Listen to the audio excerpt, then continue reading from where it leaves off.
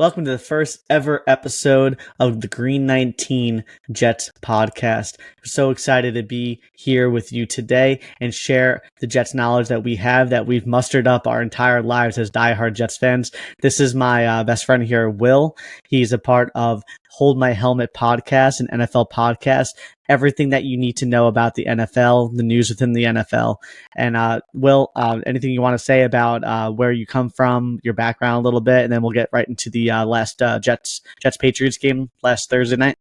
Well, Charlie, we've grown up our whole lives being Jets fans. And, I have my own podcast, Hold My Helmet. Yes, I get into more of the NFL. But here we're going to get into the New York Jets. And what I've seen with the New York Jets is last week, we went to that Thursday night football game against the Patriots. The Patriots, okay, they played well against the Bengals. They played well against the Seahawks and barely lost. It was not an easy game. And what did we do? We went in there and we dominated. So this is a good week to start off our podcast. So welcome, Charlie. I feel very welcome. Awesome. Yeah, man, that we went to the game on Thursday night. And it's just great to have Will here to give us some of the knowledge that he brings over from his other podcast. Man, that game last week was on fire, man. In the tailgate, we did a jersey burn. We burned a Drake May jersey, which is pretty cool. It even got on the New York Post as a little clip. It did. I didn't know that. It got on the New York Post even. That's good to know. And we were in that little crowd there.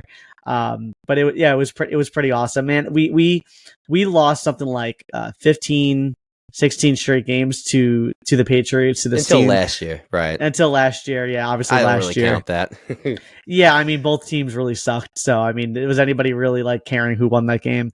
Not really, maybe no. Jet fans a little bit more than Patriots fans, just to get the monkey off our back, right? Right. And we did get the monkey off our back, but Correct. I really didn't feel that great about it. I was like, next year's the real year where we need to actually beat the Patriots. But of course, going into the season, nobody thought the Patriots would be anything, and I still don't think the Patriots are anything.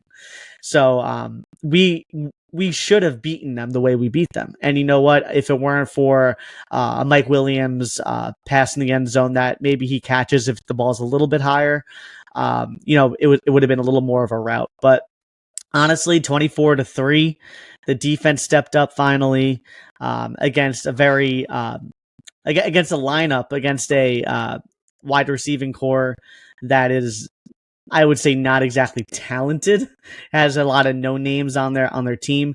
So this is definitely a get right game for this Jets defense. All I heard all week long leading up into this game is that the Jets wouldn't be able to stop Stevenson in the run game, which clearly the Jets were able to do, and they did so well that they actually went away from the running game in the second quarter. Brissett just dropped back to pass, and the pass rush really got to him good. Will McDonald had another 2 sacks, so he's looking really, really good right now. Some of them are coverage sacks, so we got to keep it in context. Not every single one of those sacks is him beating his man. He's been impressive, though, Charlie. We got to be honest about that. Yeah, he has been impressive. He has been impressive. I guess context doesn't matter, but he has been impressive. Man, who else had a big game? Of course, Aaron Rodgers. We got to get into that. How about Braylon Allen, that 5th-round draft pick? He's been a steal in that draft. And Joe Douglas, yes, he missed in Zach Wilson. He missed in Mekhi back then, but he's in a lot of draft picks, Charlie. And he's a good I think Joe Douglas is a good GM. And look, that game against New England, everyone was saying New England was competitive. They're a feisty team, and all of a sudden the Jets beat them, and all of a sudden they suck. They're terrible. What are the Patriots? Look, that was a feisty team with a good defense, and the Jets went in and they worked them. Yes, it was only 24-3, but the score didn't really tell the whole story. It was really kind of a blowout. We were there. We saw it. The Jets dominated the whole game. Aaron Rodgers looked like vintage Aaron Rodgers, okay? Was he moving like he was in 2011? No, but he was moving like he was 5 years ago. And 5 years ago, he was the back-to-back MVP. So if he's going to move around like that, make throws, all of a sudden Lazard, we wanted him out of town last year. It looks like a player. He looks like a player, Charlie. He does. So now we have pieces on this offense, barring injury, because Garrett Wilson, he still hasn't really got the full chemistry Aaron Rodgers yet. We're predicting that's going to get even better and better each week. Oh, definitely. Mike Williams. I remember Mike Williams after week 1. I was like, Charlie, where the hell was Mike Williams? And you're like, dude, he was on the pitch count. He only played like 8 snaps. You saw last week, he had more of an impact on the offense. So you see these pieces building up and up and up. And Breece Hall, one of the best running backs in the league. You don't really need him every play when you have a backup like Braylon Allen. He's been probably the most surprising story of the year so far for the New York Jets. Braylon Allen has been a very effective draft pick. And honestly, I was thinking about picking him up in fantasy, but you don't really know with Breece Hall if he's going to go off every week, but he's went off the last 2 weeks, and he's been very effective, Charlie. Yeah, speaking of Braylon Allen, I remember just, a few weeks ago, Cowboys fans on Twitter just saying to Jet fans or to Jets in general, please trade us Izzy Abanikanda because, dude, we can't do this. And they were so mad that they didn't draft Braylon Allen. Braylon Allen would be the best running back on that team by far. By far. Zeke, we have Rico Dowdle. I mean, what are we even talking about right now? Yeah, by far. Like 5 for 5. We seriously got a steal in the draft for sure with Braylon Allen. People can't believe that he actually dropped the way he dropped in the draft. Now, we're not seeing Malachi Corley just yet too much, but I think he's going to probably hit a little bit later in the season. The Jets start their rookies off pretty slow traditionally. And you don't really know how Mike Williams is going to play out because, like you said, most of the time he plays the full season, but he does get banged up here and there. He will miss a game or two probably. Let's be honest. He probably will. Gimpy knee. Yeah, he might miss a game or two. But he does have that reputation of playing banged up. He is injured. Most of the time. The difference is he doesn't really have too many season-ending injuries like the way he did last season. Usually it's like a gimpy knee, sprained ankle, things like that, sore hamstring. So Mike Williams, he's a pretty reliable guy, but you're not always having him at 100% go. You're sometimes having him around 80% Mike Williams. But really, we're not looking for him to be the number one. We're looking for him to stretch the field, get those, back shoulder throws that Aaron Rodgers likes to throw down the sideline where he just goes up and climbs the ladder and gets the ball. That's really what we need a Mike Williams to do. And he almost did it in the end zone and he did it on the sideline. Obviously not for a touchdown, but man, that would have been nice if he was able to snag that touchdown in the end zone. He really knows how to bully some corners, and that's kind of what's been his specialty. But before he got hurt, he was kind of a deep ball guy. He knew how to get yards after the catch. So I want to see that from him once he gets a little bit healthier. But I just want to ask you right now, what is the ceiling for this New York Jets team? Because after what you saw the first 2 weeks, and after what you saw in week 3, I mean, they're really building because week 1, you saw some flashes from Rodgers, but not really. He was kind of a statue in the pocket. Week 2, kind of rolled out a little bit more, still kind of a statue, made some nice throws. The Breece Hall touchdown, very nice. Week 3, we really saw vintage Rodgers. So we've been seeing better and better from Aaron Rodgers every single week. What is the Jets ceiling? What do you think? Man, the ceiling for Aaron Rodgers or the Jets in general? Both. Okay. So Aaron Rodgers, I definitely see him throwing at least, I'll say 29 to 31 touchdowns. I see him. How many interceptions? Because we both know he likes to keep his picks down. Interceptions. Well, he's got one so far this year that wasn't really on him. It was a deflected. Pass. I'm not going to. Yeah. There should definitely be a stat, by the way, about deflected interceptions. I feel like they shouldn't count the same, but that's a different conversation for another day. I would say that he can be. He looked better mobility-wise, definitely for sure, than he looked in the last year with Green Bay. I think sometimes when you rest your body for a whole year and work on it getting healthy again after a bad injury like the Achilles tear, I think your body goes through some healing. And I definitely see that in his mobility. So let's keep that in mind as well. So I think him throwing on the run is going to be a huge part of his game still this year. Just escaping the Charlie, pocket. It needs to be. I'm sorry to cut you off, but it needs to be because vintage Aaron Rodgers is moving out of the pocket and making special plays on the run. We know that. We know that for a fact. We know his arm's special. But guess what? We could probably put Dan Marino out there, and then right now he could probably throw. But guess what? He doesn't want to get hit. So we need Rodgers to move out and be Rodgers, okay? And he looked like that in New England. He looked like that. Well, it was home, but against New England, he looked like that. Let's be honest. No, he definitely did. And I was I'm like more the Jets pessimistic kind of person, and I was surprised. I was pleasantly surprised. Before that game, I was saying he's probably quarterback 15. Let's be honest. Now he played like a top 10 quarterback there, Charlie. Aaron Rodgers, I think, is tied for 5th for the MVP voting right now. Like the favorites to win MVP. The betting odds, he's tied for 5th. Now. I know. Josh Allen jumped up to number 1 after his game against the Jaguars. Well, we got a big game against him in a few weeks, so we'll probably get to that in a few weeks. It's coming up. We're gonna learn a lot in that game, man. But we'll preview that when that game comes. But we do have a big game coming up. Every game's a big game in the NFL, right? It doesn't matter who you're playing. It doesn't matter. It's a week-to-week league. Anybody can beat anybody. This is clearly a year of the upsets. I mean, there's upsets every season, but this seems to be like a lot of upsets in the early part of this year, especially the first 2 weeks. Yes. Oh, definitely. I mean, we literally saw the Raiders beat the Ravens. Like, who saw that one coming? But anyway, yeah, the Broncos beat the Bucks last week, and they blew them out. Exactly. So. And you know what? I'm happy about that. As we get towards this preview of the Jets Broncos game, I would much rather have a Broncos team that is feeling themselves a little bit, right?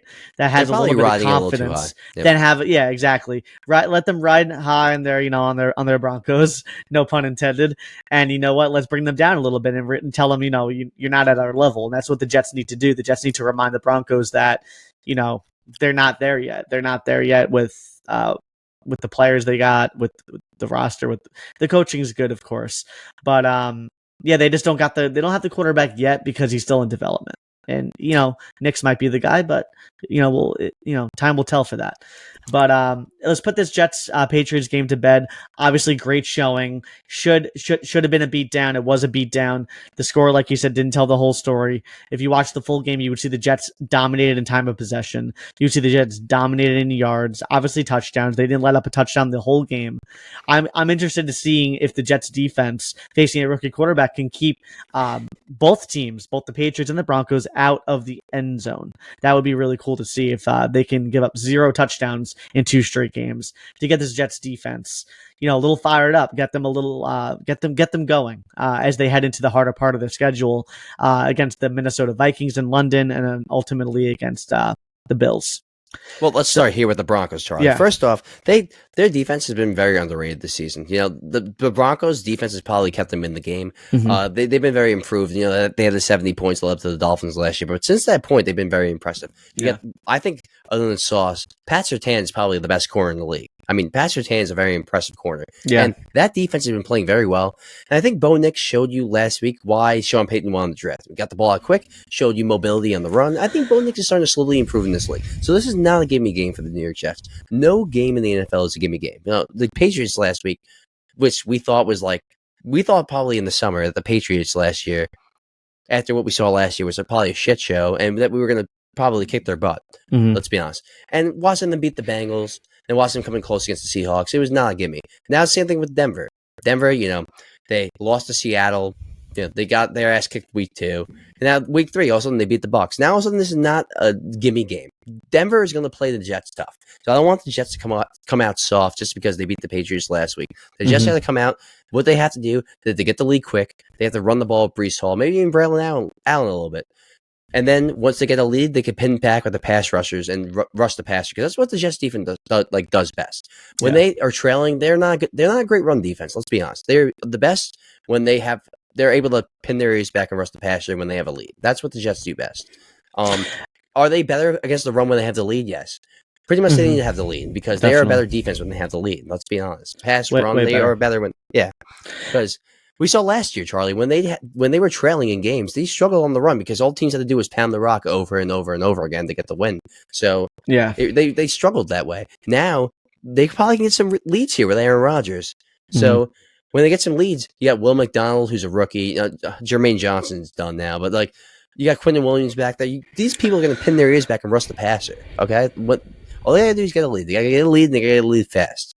And hopefully after that, they'll be fine. I mean, they just have to get out and get under it early, because if they don't, the Broncos are going to stay in the game. So they have to be careful about that.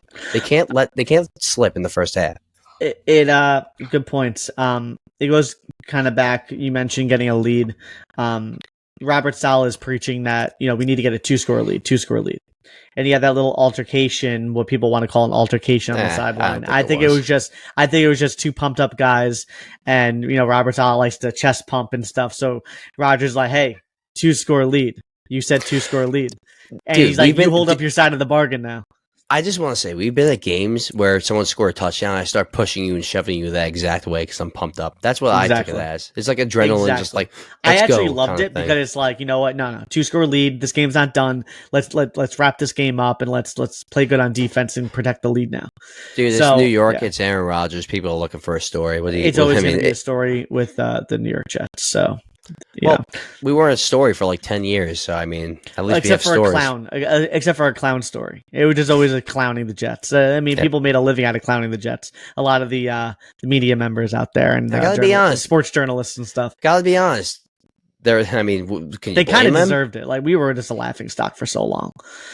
Most of these teams, Charlie, it starts with the ownership and it trickles his way down. I don't want to say Woody Johnson's a bad owner, but does he meddle too much? I don't know. That's a good story for another day. But what's interesting is he hasn't meddled recently, at least with Joe Douglas at the helm. In the past, yeah. But whose decision was it to keep Zach Wilson last year? You thought it was Joe Douglas? Because Joe Douglas has made smart moves as a GM. We're not going to get into this right now. You believe the JetBlue rumors about Zach Wilson? Did you ever hear that? No, but I'm assuming it has something to do with a Mile High Club. No, it has something to do with Zach Wilson's mom. But let's not get into conspiracy theories here. That's funny. We got some Jets football to talk about, and we got a game coming up. And you mentioned Jets Broncos, and you know what? This is the Aaron Rodgers. I know that they played the Broncos last season, but Aaron Rodgers still has not exacted his revenge on Sean Payton's comments about Nathaniel Hackett being the worst coach that Broncos franchise has ever had. So you know what? This is going to be the Aaron Rodgers has not forgotten that comment, and I think Aaron Rodgers is going to come out to play. He does have to deal with the second best corner in the league, like you said, and might be first, but okay, might be. It's a debate. He just got paid, right? Paid or not paid? He's elite, Charlie. We can't. Yeah, he's elite. He's elite. I think the game plan is going to be obviously taking Garrett Wilson out of the game, and I'm repping Garrett Wilson, but I'm sorry, you're probably going to get taken out this week. He'll get a few catches, maybe move him around a little bit. Now, if Surtain follows him, then he's pretty much screwed because they move Garrett Wilson into the slot a lot to try to get some quick passes in there. That's honestly, you hit on a very good point. We've been talking about Garrett Wilson like he's an elite receiver for about 3 years now. I gotta be honest, I think Malik Neighbors might be better because Garrett Wilson has 7 touchdowns in 2 seasons. When is he gonna break out? I'm waiting for it. He's a very, very good receiver. What else is it? Is he gonna hit the next ceiling? I don't know yet. I don't have evidence of this it. This is to those that are watching this first episode and hopefully become a subscriber of this channel. Like and subscribe, by the way, if you're enjoying this conversation so far. Oh, this is live right now? I am. Oh, it all the way live, man. I didn't even know. I had no idea. Listen. No, this is pre-recorded. We're not live. Oh, okay. I was like, what the hell? No. I got you, though. I got you. You did. This is one thing that we're going to learn about me and Will and how we kind of run with the Jets. Yeah, I said that, we were a laughing stock and we kind of deserved to be made fun of because it was just so bad for so long. But when the Jets are playing good, I tend to be a little bit of the Jets apologist. That's a little bit of my Achilles heel. I sometimes see the glass half full, and Will sometimes sees the glass half empty. But he'll have his moments, though. He'll have his moments of optimism when the Jets play good and he gets excited in game. Will's weakness is in game. In game, he'll get slightly delusional, but I'm all the way delusional. So there's the difference with that. So when he says Garrett Wilson, we've been waiting for him to be a top 3 receiver, whatever you want to say, top in 10. the league, top 10, whatever. If, we wanted to see him, take that next jump. I'm still waiting. And yeah, we're still waiting, but I have to defend him in the fact that who he had as his quarterback. Malik Neighbors. That's all I'm going to say. Yes, but let's be real. Daniel Jones is way better than Zach Wilson's ever been a quarterback. I agree with that. Yeah, for example, not to make this a Giants show, but Daniel Jones has if you pull up the stats, very similar numbers to Trevor Lawrence, which is insane.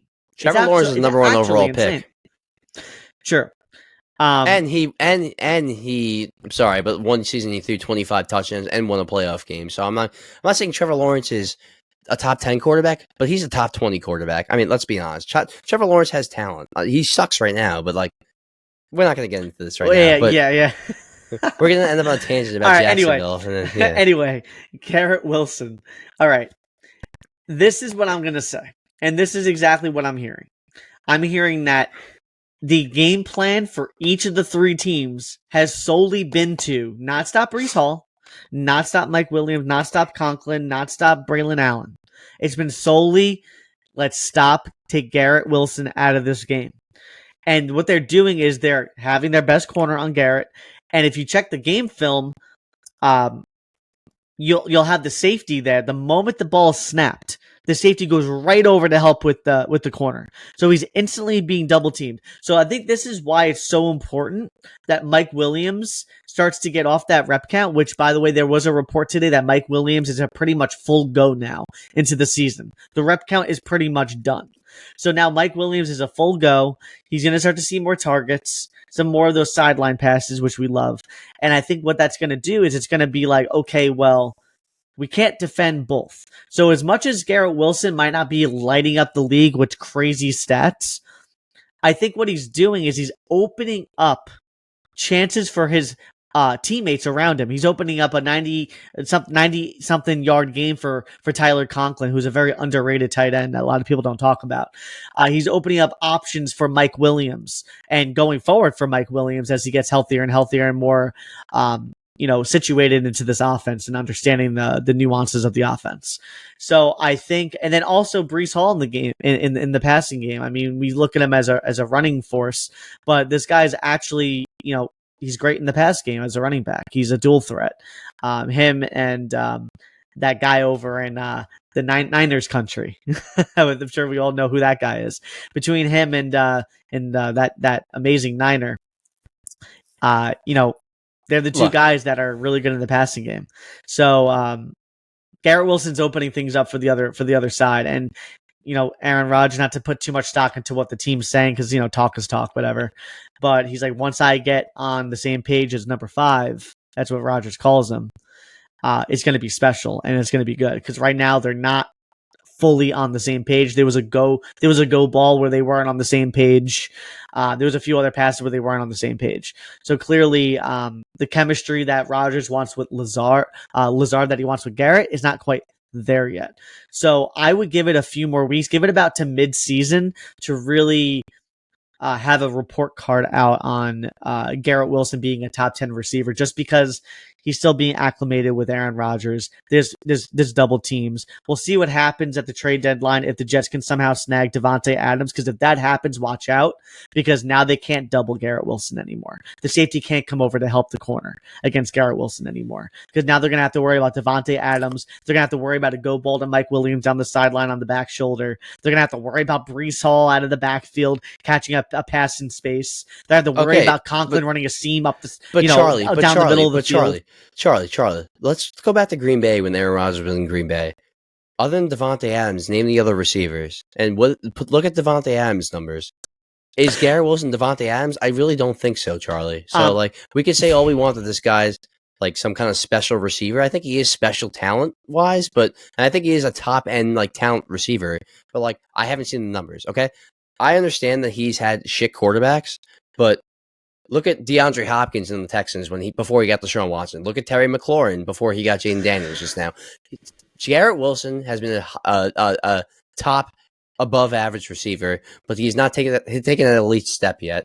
And if you look at the other receivers in the league, like Mike Evans, Baker Mayfield's throwing him the ball. But 2 years ago, Baker Mayfield was almost out of the league. Okay, it's time, Charlie. It's time. We're getting to that point where we need him to produce big time numbers, Charlie. He needs to produce, yeah, sure. But I'm willing to give him at least to mid-season. We don't really have a choice. He's under contract. Yeah, so. We don't have a choice. Now, you mentioned Davante Adams with Rodgers. We need to keep in mind that when they were at their best, they had all the chemistry in the world together. Well, we need to give that chance. Davante Adams was a second-round pick, Charlie. He was not the talent that Garrett Wilson was coming out of college. He was drafted let's be real. He was drafted in the wrong spot. It happens all the time. Garrett Wilson was drafted in the first round, rightfully so. But Davante Adams is clearly a first-rounder. He was just drafted in the wrong spot. They obviously messed up his by his second year, they were clicking. I get that Garrett and Aaron have only played 3 games. We need to give time for that chemistry to come. And if I'm going to give Rodgers the benefit of the doubt. He speaks his mind. He speaks how he feels. If he feels like there's something off with their chemistry, I'm going to give him the benefit of the doubt, knowing that he speaks his mind. He doesn't BS around about what he really thinks and feels and what he's seeing on the field. So, when it comes to a head coach speaking, I kind of take it more with a grain of salt because it's coach speak. But Aaron Rodgers has been very much out there with his beliefs about just about everything. So I'm not really concerned about him just BSing us about his chemistry with Garrett Wilson, that it's not 100% there yet. So that's why I'm saying give him to about midseason. See if we can get Devontae, and I think it's going to happen. I don't think the Raiders are going anywhere this year, especially with a lot of the drama that's going on in Vegas after that Antonio Pierce press conference where he pretty much called people out for making business decisions. So let's see. Let's hope that the Raiders continue to lose, so we have a shot. I mean, we want to be all in this year. You don't get Aaron Rodgers just to, get bumped and tossed out of the wild card round. You want to make a run here. You have pretty much a 2-year window to win with Rodgers. He's a 40-year-old aging quarterback off of a torn Achilles, and he's looked really good off of the torn Achilles. But we don't know if something else is going to be an issue. He has a throwing shoulder. He's got other parts in his body that are aging. So we have a 2-year window here. And you know what? If getting Devontae Adams means we have a better shot at making a run in the playoffs, whether that's losing the AFC's championship game or winning or going all the way, it doesn't matter. We need to make it as possible for this Jets team in this small window. And if that means Devontae Adams coming to open things up for Garrett Wilson in the passing game, that would be great. That's what Garrett Wilson might need. There's two big things here, Charlie, that you're alarming me with. One, you're too reliant on the Jets getting Devontae Adams at the trade deadline. What if that doesn't happen? Is it bust? Well, no, it's not. I wouldn't say it's bust. I definitely don't think so, because I think Mike Williams is definitely going to carry his weight eventually when he gets totally into this offense. Is he going to have over 1,000 yards? Probably not. I think he'll probably be having somewhere around 750 to 800 yards, maybe 850. It's 3 games and he has like 30 or 40. So that's he had 40 yards last week. Well, he's probably got a little bit over 100. He's not going to get to 800 this season. The season starts right now for him. Starts this week. It starts right now because he's no longer on the pitch count. So let's see what he does. I mean, you're going to have Garrett Wilson being doubled. So let's see what Mike Williams does. Regardless, let's say they get Devontae Adams, whatever. 2, I just said that Garrett Wilson's not a number 1 elite receiver, and your argument was, oh, well, he's getting doubled too much. Let's go get Devontae Adams, who is a number 1 receiver. So what is Garrett Wilson then? You're kind of contradicting yourself here. No. What I'm saying is I believe they're both number 1s. I believe they both have number 1 talent. You can't have 2 number 1s on your team. They both have number 1 talent, of course. I know Garrett Wilson can be a number 1 receiver. I just haven't seen it on the field yet. Yes, he gets open sometimes, but it never produces to. He gets open in the beginning of his route very often. He's had 2 or 3 big games. He didn't really have a big game last year. Maybe 1 before. The year before that, he had like 2 big games. I have not seen the Browns game with Joe Flacco 2 years ago when we came back and won at the end. That was his biggest game. Maybe the Chicago game with Mike White. Other than that, he's had decent games. Like he's in top 55 yards this season in the game. So like. When you're getting doubled, are you I don't care if you're a top 10 receiver, you have to beat double coverage. All the elite receivers do. So you can't tell me he's top 10, but then say, oh, he's double covered. He has beaten it on a few passes though. Like I know he's a top end receiver. He's just not a top. He's not AJ Brown. He's not. He's not Puka Nacua. He's not even Puka Nacua. Puka Nacua was a rookie last year without Cooper Kupp and put up rookie records. Did Garrett Wilson do that? No, he didn't. I know he had Stafford, but dude, there's a lot of receivers in this league that don't have Hall of Fame quarterbacks. DeAndre Hopkins was a Hall of Famer for years without Deshaun Watson coming there. Terry McLaurin has put up 1,000 yards for 4 straight seasons without a top-end quarterback. Okay? I know Garrett Wilson had 2 straight 1,000-yard seasons, but he has 7 touchdowns in 2 years combined. What is that? But what is that? Who's throwing him the touchdowns? Who's throwing him the touchdowns? Zach Wilson? Mike White? Tim Boyle, those people suck in the red zone. What are you going to do? Right, but now we're 3 games in, and he's got less than 200 total yards. So this is not a top 10 season so far, Charlie.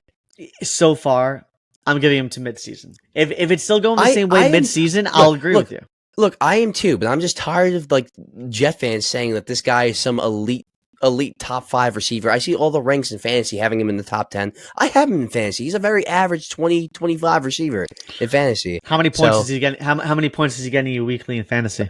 12. What did he get you last week? 14. He had a touchdown, so that probably helped. Yeah, exactly. What if he didn't get that touchdown? It would have gotten me 8. Well, he would have been screwed. He would have been screwed. I will say he gets a lot of volume. He gets a lot of targets. Gets a lot of volume. He doesn't get a lot of yards after the catch right now. I know he's good at yak. He's got good moves. He's got good footwork. He's got good. Look, he's got. He's like Gumby. He's like Gumby. He you know. Look, he's got all the talent you want in number one receiver, but like the fact that you're saying go get Devontae Adams, the fact that you're saying you drafted Devontae Adams in fantasy because you're like, oh, I'm assuming the Jets are going to get him. You're putting way too much assumption. Wasn't the only Charlie. reason. I pretty much got Devontae for two reasons. Number one, I knew he's going to be the main target in Vegas, but I also was like, there's a good chance that he gets traded because honestly, too much stock into that, my friend. But at the same time, though, the Jets would have to give up multiple picks. You think Joe Douglas is going to want to give up 2-3 draft picks? It's going to be a third-round draft pick. It's not going to be anything crazy. And 2-3 years. When is his contract up? In 2 years? 3? We're going to have to pay him after that. So I don't know. It doesn't really make sense to me. I give it an 80% chance of happening. I really think it's going to happen. I think it's more than likely, but I think it's more like 60-40. 60-40. That's all right. 60-40. I just think there's too many things. There's like too many clues. Like Aaron said things in the past. It's a little weird about Devontae. Devontae said things too. The Packers GMs don't give a shit about what Aaron Rodgers says. They're going to make their own decisions. They're the ones that got rid of him. You think they care about what Aaron Rodgers says? Wait, who? The Packers GM? Oh, why am I talking about the Packers? Oh, no, not the Packers. No, I'm talking about... Sorry, I know. I don't know why I was talking... For a second, I thought Devontae was on the Packers. No, it's okay. Again, the Raiders GMs, though. Perfect example. Same situation. They don't hate Aaron like Gutekunst on the Packers, but you think the Raiders GM gives a shit about what Aaron Rodgers says? No, he's trying to get the best bang for his buck. Block the trade. Devontae can block the trade, though. He'll only accept a trade, I believe, to be back with Aaron Rodgers. I mean, he wants a chance at winning it. Only does he have a no trade clause? Because if he doesn't, I believe he has a no trade clause. I'm not sure about that, so I can't really answer to that. At his age, when he honestly only quarterbacks get no trade clauses. Honestly, I might have to look that up. Let's see. I'm very curious now. Nope, he does not have a no trade clause. Nope. You can't. I thought he would have at the age. No, you can't. If you don't have a no trade clause, you don't have a choice where you go, Charlie. So you can't. Well, the Jets will have to just give them what they want trade wise. Oh yeah, let's give him a first, a second, a third. No. There's no way he's getting a first. Let's give him everyone. No way they're getting a first. Williams. Let's give him everyone. Right? There's no way they're getting a first. Nobody's trading. Nobody's getting Devontae Adams for a first round. The guy's 32 years old. That would be ridiculous. They're not even going to want that. That's ridiculous. They know that's ridiculous. You know what? I agree. He's 32 years old. The guy's just looking to get a ring. Probably be a second and a third. It'll be a second or a third. Probably a third, and maybe he'll move up to a second. Second and a third. It'll be a third, and it'll move. It'll be a third, and it'll move to a second if he has a certain amount of playing time and or wins the Super Bowl. The Jets haven't won a Super Bowl in 40 years. No. We're not talking about whether the Jets are going to win a Super Bowl, but there's certain clauses within draft picks that if he makes it to a Super Bowl, you get a second round pick. Usually it's playoffs or playing time, not Super Bowl. Whatever. I've heard Super Bowl things before. I've heard Super Bowl that wouldn't make sense with the Jets. I would if I was signing a contract with the Jets and they brought up Super Bowl as part of my incentive, I would turn it down immediately. Like what? They won a Super Bowl in 40 years. Why would they make anything in the incentive about Super Bowls? Like playoffs make sense. It's because it's because they see the team around the Jets, the roster and stuff. Aaron Rodgers there. It's all dude. They're trying to go for it all. This is what I'm talking about, though. About this whole thing. It's all like right now. Garrett Wilson said it best. By the way, it's all been Thursday, New England. We finally saw it, but up until that point, it's all been on paper, my friend. We have not done shit. We won 7 games 2 years in a row. I want to see us make the goddamn playoffs, and then we'll go from there. Okay? We're not going to talk about Super Bowl on this podcast. We're not going to talk about the Jets being we're not going to do this right now. Let's do that on some other unrealistic podcast. Not here, because it's not going to happen. AFC Championship, a little more realistic. But like, maybe if they start off like 10-2, we could talk Super Bowl. But like the 2-1, they beat the Titans, great. They beat the Patriots, great. They had a great win. But like, let's slow the fucking roll, man. God. I mean, at the end of the day, what are you getting Aaron Rodgers for? Just to make the playoffs? They win the Super Bowl. Okay, so there you go. That's the goal. But that doesn't mean you're going to win the Super Bowl. Is that the team's goal? Look, last year I thought they had a chance at the Super Bowl. Once he went down with the Achilles, and you had a whole offseason. We're better this year. We got an offensive line this year. We didn't have one last season. That should even be more so the goal. They didn't have an offensive line last year. We improved. We got a real number 2 receiver in Mike Williams. Garrett Wilson goes down, which I know Garrett Wilson, I just said he wasn't elite, but he's a high-end receiver. He goes down, you're screwed. So what do you do then? Well, then you're definitely trading for Devontae. That happens. Mike Williams goes down. What do you do? Breece Hall goes down. What do you do? You're one injury away. Allen Lazard has been really on. Has been pretty decent with absolutely. He's actually revived his career again. Like, he looks honestly good with Rodgers again. It shows once you have a little bit of confidence how well you could do. Once you have a guy that trusts you and believes in you, you perform. We won Allen Lazard out of town last year. Now he's performed. I'm going to be honest about that. Allen Lazard has played very well. Yes, he has. Yeah, but you lose Garrett Wilson, you lose Breece Hall. You might be screwed, Charlie. There's not a lot of depth in that offense. Braylon Allen, I'm confident in Braylon Allen. If we lost Breece Hall, I'm very confident in Braylon Allen. He's a starting running back on a lot of squads this season.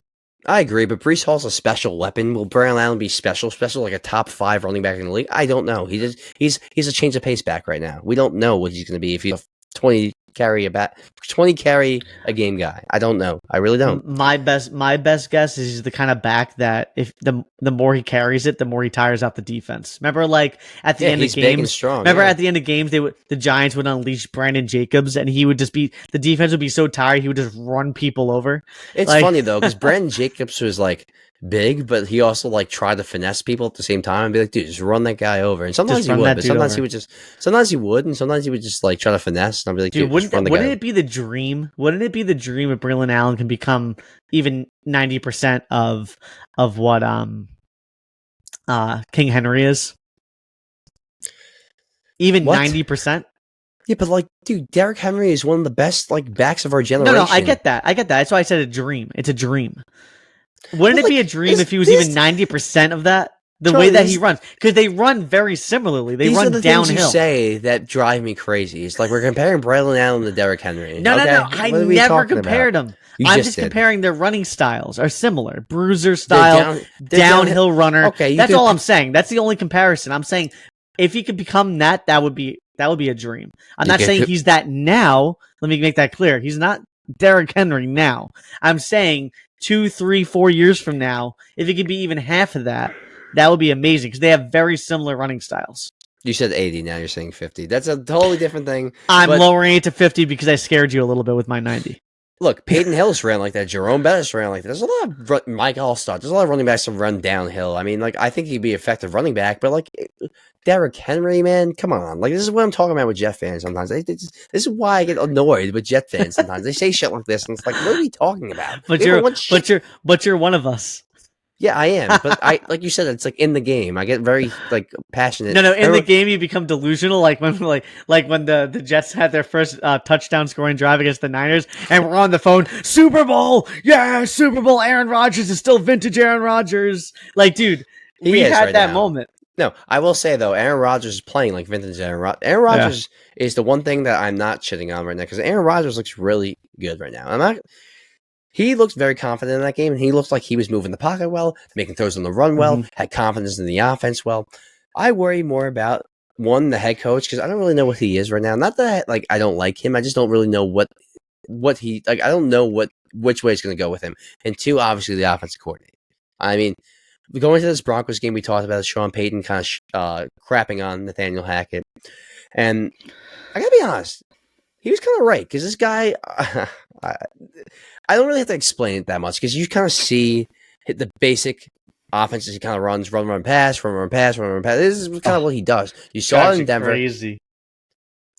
And you gotta be honest, this is probably Aaron Rodgers' offense. I mean, this is not Nathaniel Hackett's offense. I'm sure he has a heavy influence in the offense, Nathaniel Hackett. Look, he was a football guy his whole life. His dad was an offensive coordinator. He's been in football for a long time, Nathaniel Hackett. But like, I think he knows how to run a basic offense, but he's not like a Mike McDaniel, Matt LaFleur, Kyle Shanahan, Sean McVay, a guy that runs a lot of motion, a lot of misconceptions. You know, he's not a guy that like likes to trick you at the line of scrimmage. He's not that kind of guy. He's like a simple run downhill, play action pass kind of offensive coordinator. And does that really work in 2024 anymore? I don't know. You know, West Coast offense, it's like quick release. It's like very basic concepts, and that's why Rodgers kind of gets involved in a lot. That's what I feel. I mean, this is why we're having a lot of the delay game things, and we have to burn timeouts. Like, because he's calling too many changes. He's calling too many changes at the line, and it's taking up a lot of time on that play clock. because he has to change a lot of things that Nathaniel Hackett calls based upon what the defense is doing and showing. Like, that's what I mean, though. I don't mean to be pessimistic, but like these are the things that could possibly hold us back, Charlie. I'm just trying to be a realist. And that's what I'm trying to say. These things could potentially hold us back in a playoff game against Patrick Mahomes, Andy Reid, Lamar Jackson, John Harbaugh, Josh Allen, and Sean McDermott, defensive head coach. They've looked really good, Charlie, okay? I know. I'll be honest with you. Everyone's like, oh, the Bills. Oh, my gosh. We're going to beat the... We beat the Bills with Zach freaking Wilson, okay? With Zach freaking Wilson. And we had Nathaniel Hackett at the time. So this idea of the big bad Bills... Listen, the Jets haven't beaten nobody yet. They beat the Patriots, and they beat a terrible Will Levis-led Titans team. Okay? Things are going to be real when we start to play those higher-level teams. But who the hell are the Bills beaten? That's a good point. Who the frick are the Bills beaten? Nobody's. They beat the Arizona Cardinals, who have a very high Arizona Cardinals. Mid. They killed the Dolphins before Tua got hurt. Yeah, The Dolphins turn to a trash team whenever they play the Bills. They destroyed the Jaguars, completely demolished them. The Jaguars are them. annihilated. They're not a good team. Let's be real. They're just not a good team. Okay, you play who's on your schedule, though. Yeah, no, I get that. I agree with that. I agree with that point. Now, my point is, the Jets have beaten nobody. The Bills have beaten nobody. So the Bills really are in the same place as the Jets. Right, but who's 3-0 and who's 2-1? Who's 3-0 and who's 2-1? Well, they didn't play the 49ers. The Bills didn't.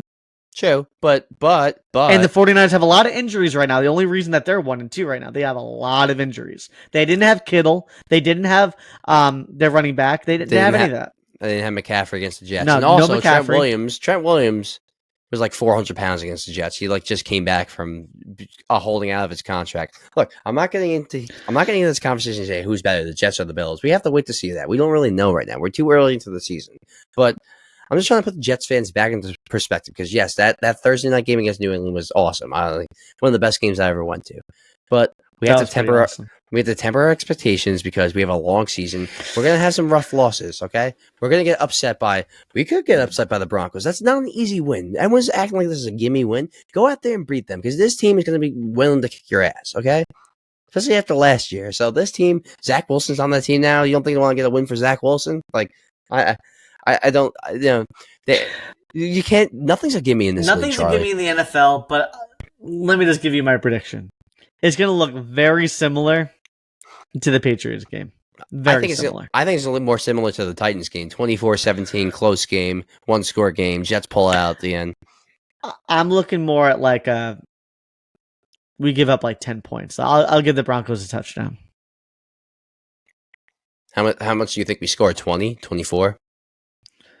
Well, right now I think the Broncos defense is playing pretty solid. So it's like a top 5 defense right now, honestly. Yeah, I'll give the Jets probably 24 again. They keep scoring 24 points. Look, I mean, why go off it, right? Look, I don't want to be negative because this whole Devontae Adams thing and the hype and all that, and like the hype of the Jets going, like they won 2 games in a row. Their offenses look better and better every week. I'm not trying to act like I'm like some negative fan right here, but I'm just trying to bring everyone's expectations back in. Let's take a deep breath right now. Let's go beat Denver. Let's get the 3-1 because we got a tough schedule after that. Minnesota's not going to be a give me. We're going to get Buffalo after that. It gets really tough in the second half of the season. So let's rack up some wins now and let's try to hover around 500 in the second half of the season. Get to 10 wins, maybe 11 I think we're a 10-win team. Probably be 10-7, have the 5th or the 6th seed in the wild card. Maybe win a playoff game, get to the divisional round. And go from there. We'll go from there. But like, let's go a week at a time, guys. Let's not like talk about Braylon Allen. Braylon Allen's Derrick Henry. All of a sudden, Braylon Allen's Derrick Henry. Shut up, Charlie. You just said in the offseason you were saying we were going to go 13-4. That's not going to happen. So well, we only got 1 loss right now. Okay, we're 2 and we won 2. Still possible. Like, what? You want me to pull up the schedule or something? Yeah. Tell me who we're losing to. Who's better than us right now? Doesn't matter who's better. It's a week by week thing.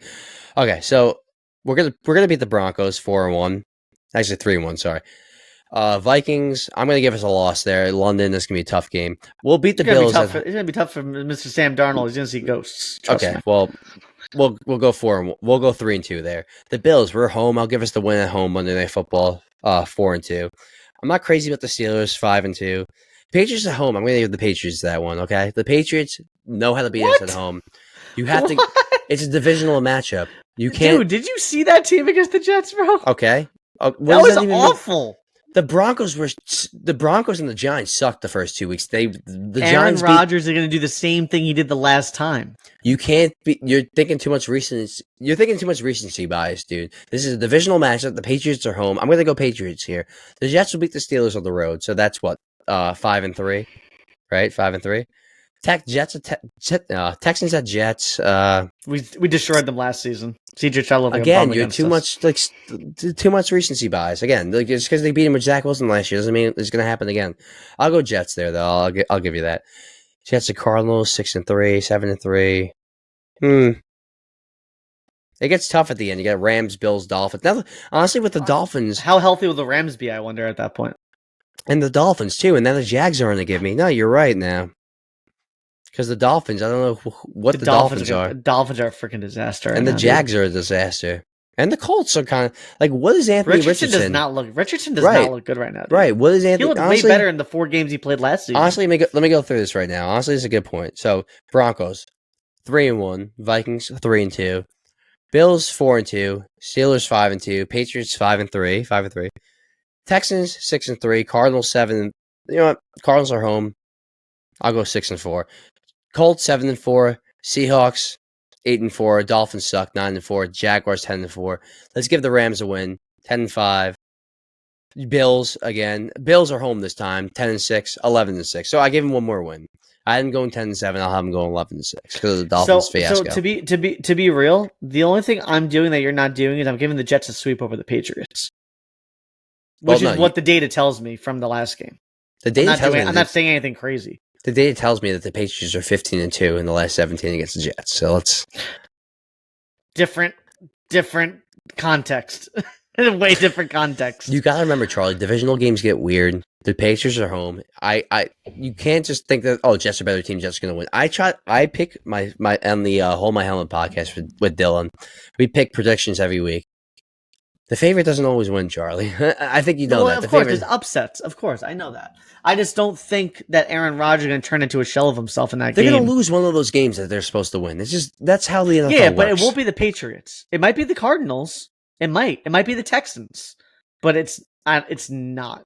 I would just about put $300 on the fact that the Jets will sweep the Patriots. I would not do that if I were you. I would do that. Because Aaron Rodgers knows the game plan to beat them already. He's very smart. He's not going to lose to that team. Even if he has to score 40. And they're not scoring 40, the Patriots. They don't have nobody.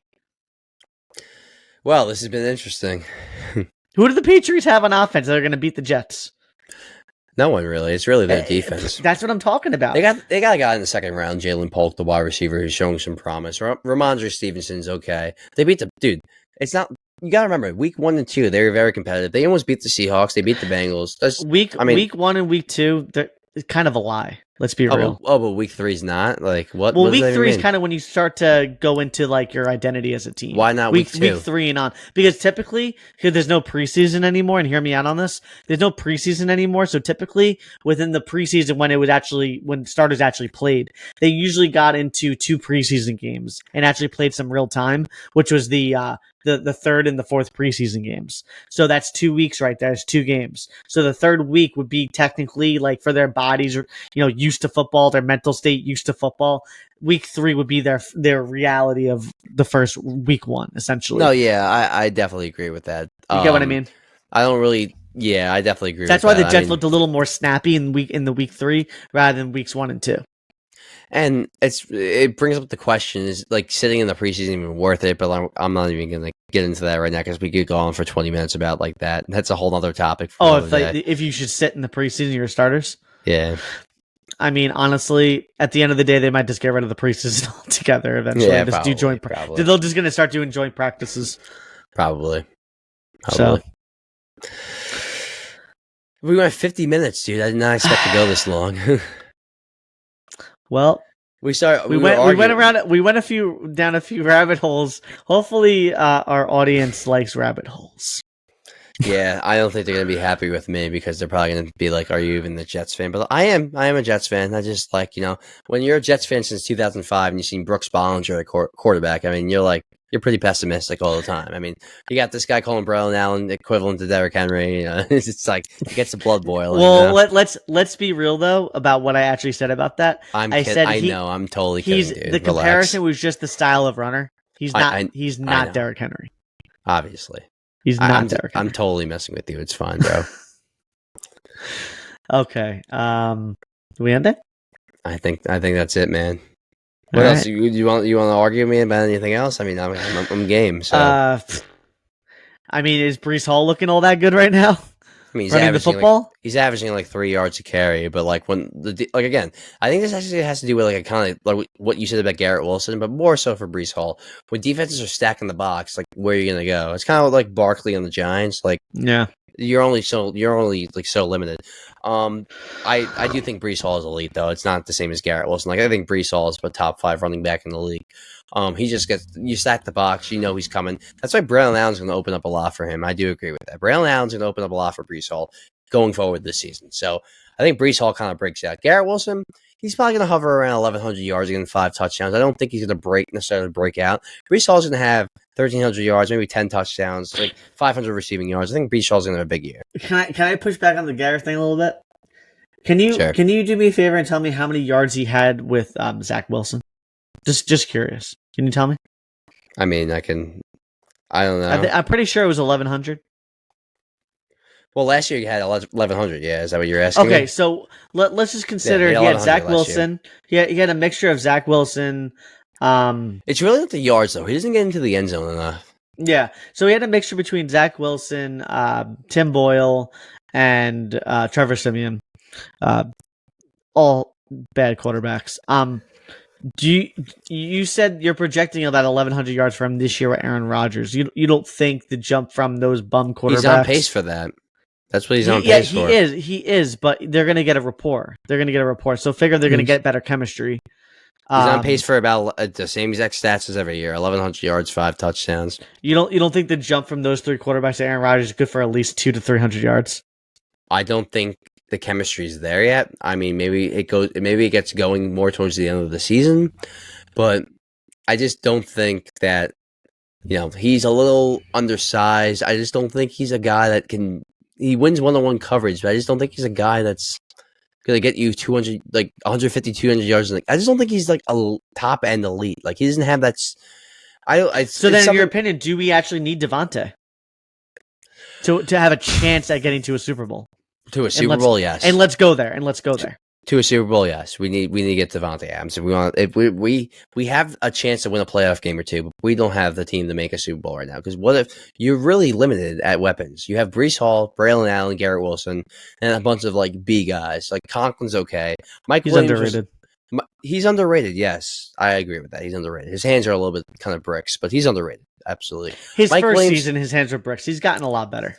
Mike Williams is an A receiver, but it's like, will he after the injury? Is he going to get back to that? We have to see for that. Malachi Corley hasn't really done anything yet. It's really Braylon Allen, Breece Hall, and Garrett Wilson right now, and Lazard. It's probably Lazard right now as the number 2.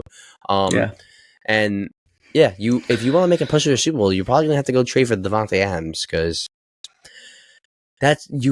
what makes you different from all the other teams in the AFC? Yes. They have a good elite defensive roster, but I think we overrate their offensive talent a little bit. They have Breece Hall and Garrett Wilson. That's really their 2 elite weapons right there. I mean, everything else is like B+. It's just the honest truth. Look at the Vikings, for example. They have Sam Darnold going off, Justin Jefferson.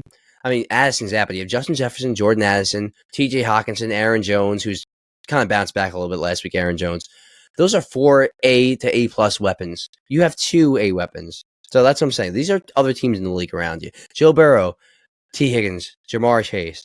Now you got Jack Moss, who's not really elite. They got Gesicki, the tight end. I think Gesicki's better than Conklin. You have other teams have better weapons in this league. I mean, let's be honest. Like Houston, Diggs, Collins. But do they have Aaron Rodgers' brain throwing to them? Who would you take right now, C.J. Stroud or Aaron Rodgers? C.J. Stroud's looked pretty bad to start this season. Pretty bad. They've been fine, dude. But if you look at the numbers, if you crunch them, he's not been as good as last season. I said there was going to be some regression. It's a sophomore slump. It happens.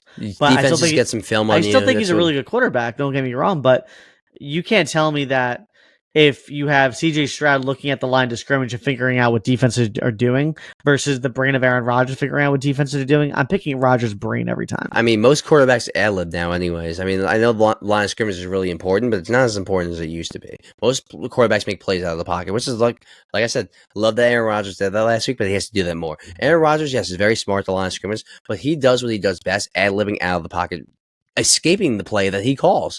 He did that a lot with McCarthy, did that a lot with LaFleur. They would call a play, and he would just run out of the play. He did that a lot. So that's not Aaron Rodgers. Yes, he's good at the line of scrimmage, but that's not 100% his game. His game is rolling out and seeing eyes down the field and throwing the ball. Yes, he's smart at the line of scrimmage, but he's not Peyton Manning, Charlie. He's not. What makes Peyton Manning different at the line of scrimmage than Rodgers? Because Rodgers always makes adjustments. Peyton Manning has less athletic ability than Aaron Rodgers, so he didn't have a choice. He had to make perfect plays at the line of scrimmage, or he's going to throw a pick.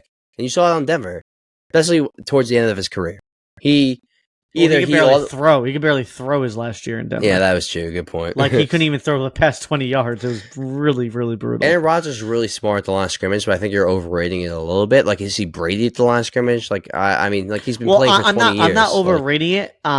Because I've been watching what do they call it? Those the game film, and watching how, for example, if he sees the DB 10 yards out from Lazard, and he sees that that Lazard will be 1-on-1 with that DB. He essentially was in a run play, and nobody else thought that he was going to be throwing, except Lazard knew that he was going to get the ball thrown to him on a screen because, Rodgers did a little bit of a hand signal to him and said, "Hey, I'm throwing it to you," even though the rest of the team thinks I'm doing a running play.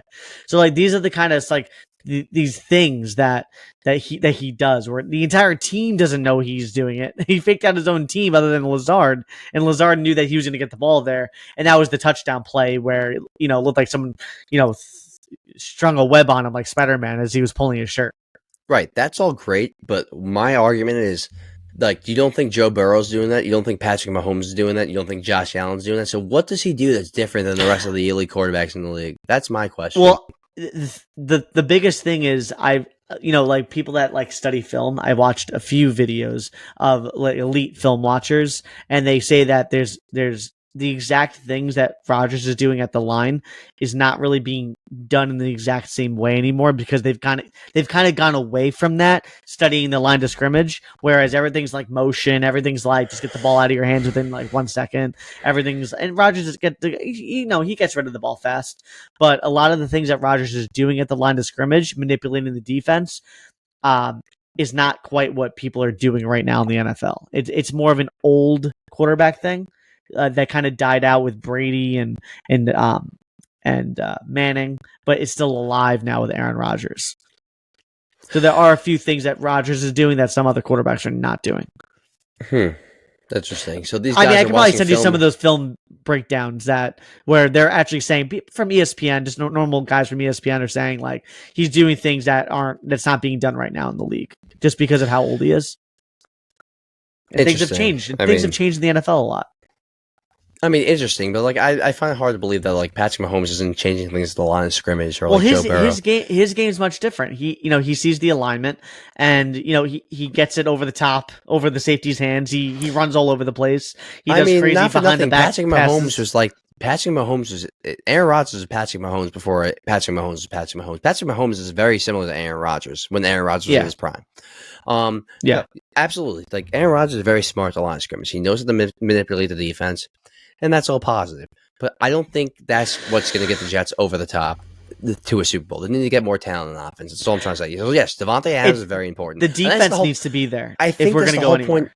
I think it's the whole point of this video is that I think what we're trying to get at here, both of us actually at the same time, is that Davante Adams is very important to this team, like getting Davante Adams. So I think we're both saying the same thing, just in different ways. We need to get Davante Adams pretty much. So you're saying get Davante Adams. I don't believe Garrett Wilson's a top 5 receiver. He's not a top 5 receiver. I know, that's fine. That's your position. I don't think he's top 5. That's facts. But hold on. I don't think he's top 5 right now. He's not top 10. He's not top 10, Charlie. I would say he's top 10. He's not top 10. I'll name 10 better receivers than Garrett Wilson. You want me to do it right now? Go. Justin Jefferson, CeeDee Lamb, Amon-Ra St. Brown, Mike Evans, Puka Nacua. Let's keep going. AJ Brown. Let's keep going. This is tough. Tyreek Hill. How did I forget about Tyreek Hill? That's 7 right there. 7 right there. Let me keep going around the league. Let me think right now. I'm like probably forgetting like a bunch of people right now. I think Garrett Wilson's better than Waddle. Waddle's not in this. Sorry, let me think. Jamar Chase. How did I forget? That's 8 right there. Jamar Chase. That's 8. Those are 8 receivers better than Garrett Wilson. Let me keep going. I'm thinking. I'm forgetting people. I'm not gonna count Debo because he's not really a receiver. But he's a yak. He's a yak guy. Yeah, fine. Whatever. So I'm still going. Let me think. I'm trying to think around the league. I would put Godwin over Garrett Wilson, even though he's not in the top 10. Godwin over Garrett? Yes, absolutely. But I'm not gonna put him in the top 10. I'm gonna erase that. Let me think. Olave's up there too. Olave's not better than Garrett. Olave didn't even win Rookie of the Year over Garrett Wilson. Olave. They are very similar receivers and they're very close. But anyway, let me think. I'm at 8 right now. I'm trying to think around the league right now. Let me try to help you. Did you get CeeDee Lamb? Yes. AJ Brown I got. I'm still thinking. Did you get Metcalf? No, I didn't, but I don't think he's up there. Okay. Did you get let me think. Damn, I'm stuck now. I got 8 right now. So then maybe he is in the top 10. A lot of people are very like on the fringe kind of thing. Like I don't know, like DJ Moore could be up there. You could put, like I said, DK Metcalf up there. You could put Godwin somewhere up there. You could put What about Mike Evans? I put Evans in there. Where'd you put him? I'm just listing 10. I got 8 right now. I'm definitely missing people right now. I'm trying to think. Like, I'm definitely missing people. I'm trying to think of the West. You definitely got all the elite guys. So you got the elite guys out of the way. So I would say Garrett Wilson's in like tier 2. Terry McLaurin, that's 9. He's better than Garrett Wilson. That's 9. I hear your silence. So okay, you probably agree with me. No, But I would keep him at 10. I mean, is there anybody else at 10 that's better than Garrett Wilson? He's probably like 14 or 15. I would put DJ Moore over Garrett Wilson. I would put Metcalf over Garrett Wilson. I would put that's probably the. I don't think Metcalf is like he hits on these like bomb plays. He's hit or miss every once in a while. He's way more explosive than Garrett Wilson, though. Way more explosive. He'll put up 150-yard games. I don't see that from Garrett Wilson. I don't. Give it to midseason. Okay, all right. Time will tell. I guess I named 11 guys there because I named like 3 at the end. But yeah, I had 9 and then it got tough. Time will tell. As you can tell, I am a big Garrett Wilson apologist. I got the 9 elite. I got the 9 elite receivers. I 100% had Garrett Wilson. The next 3 or 4 probably iffy, but like I would put DJ Moore over Garrett Wilson. I would put Metcalf over Garrett Wilson. I would put Godwin over Garrett Wilson. I would put Olave and Garrett Wilson are very similar receivers. So like, look at Olave's numbers; they've been better than Garrett Wilson's. So. Just saying, bro. But his quarterback's better.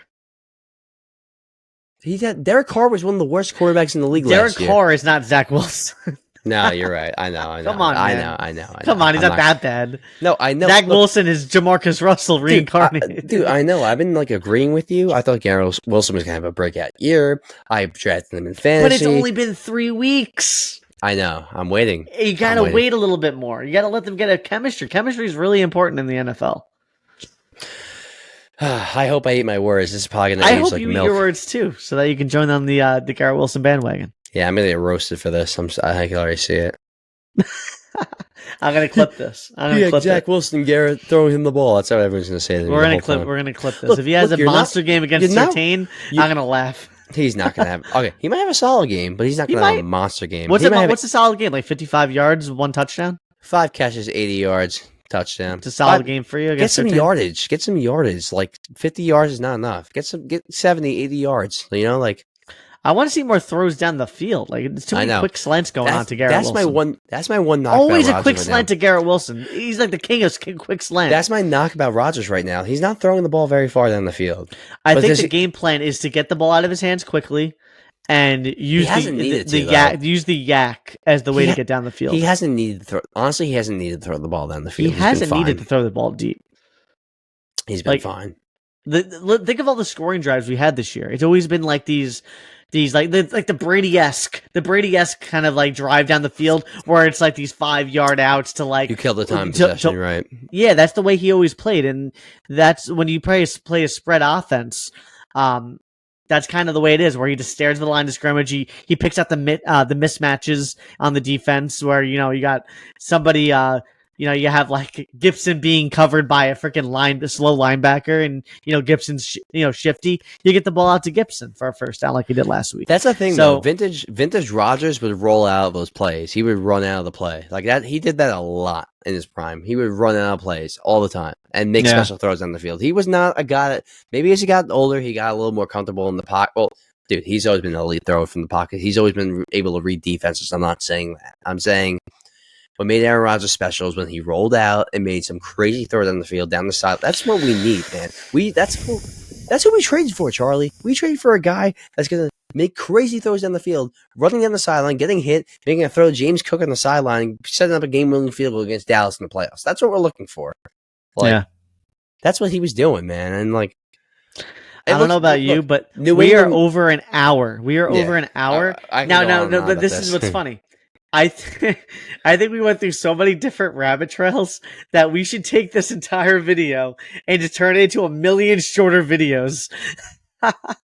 Nah, it's all right. We could probably keep it as one. But yeah, we probably went off. I mean, this is a Jets we're talking Jets topics here. Yeah, and these honestly, are things that I've seen literally, certain Jets videos literally go all over the place in different topics.